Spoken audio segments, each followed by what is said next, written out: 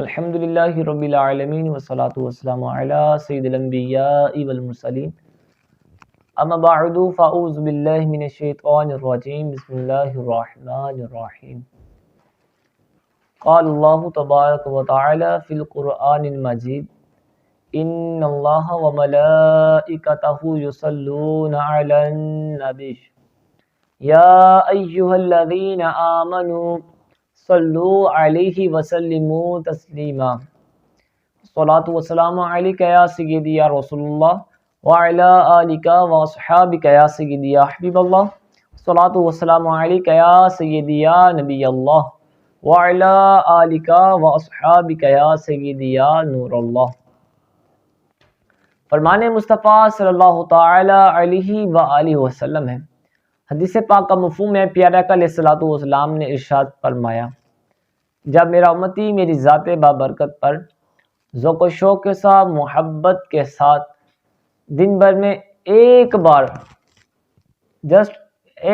درود پاک پڑھتا ہے، اللہ تبارک و تعالیٰ اس پر 10 رحمتیں نازل فرماتا ہے۔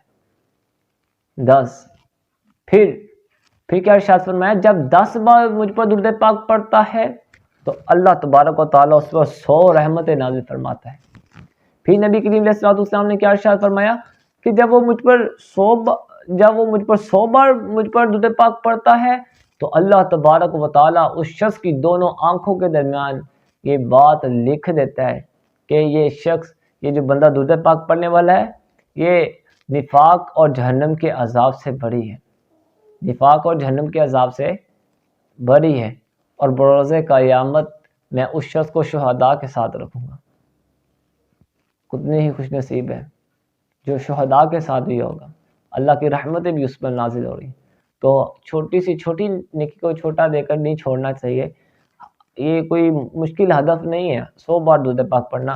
آپ جب مسجد میں آئیں جائیں، اگر اسلامی بہنیں ہیں تو وہ گھر میں اپنا بیٹھ کر جب نماز 5 وقت پڑھیں تو اس وقت وہ درود پاک پڑھ سکتی ہے، یا جب اس کو ٹائم ملے باوضو ہونے کی حال میں انشاءاللہ یہ پڑھے، انشاءاللہ اس کی بے شمار برکتیں حاصل ہوں گی۔ صلو علی الحبیب صلی اللہ تعالی علی محمد صلی اللہ تعالی علیہ وآلہ وسلم۔ انشاءاللہ عز و جل آج کی اس ویڈیو میں آپ جانیں گے ایسا وظیفہ جس کی برکت سے آپ کی ہر دعا قبول ہوا کرے گی۔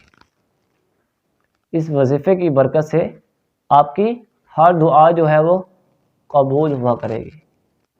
وہ وظیفہ کیا ہے؟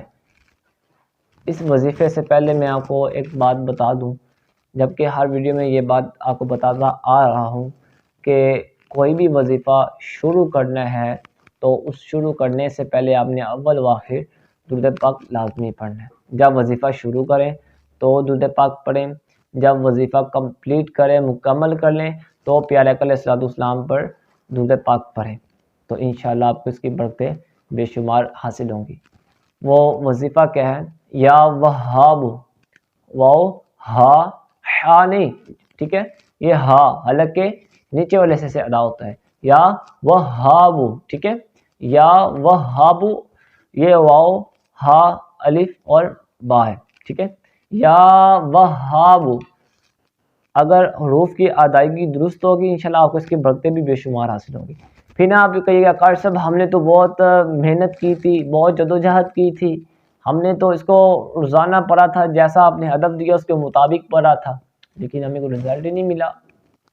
ایسا نہیں، جو بھی وظیفہ پڑھیں، چاہے وہ 1 دن کا ہے، 3 سیکنڈ کا ہے، 10 سیکنڈ کا ہے، 1 ہفتے کا ہے، یا وہ 7 دن کا ہے، 41 دن کا ہے، جتنے دن کا بھی ہے، لیکن ہر وظیفے سے پہلے، پڑھنے سے پہلے اس کی ادائیگی کا درست ہونا ضروری ہے۔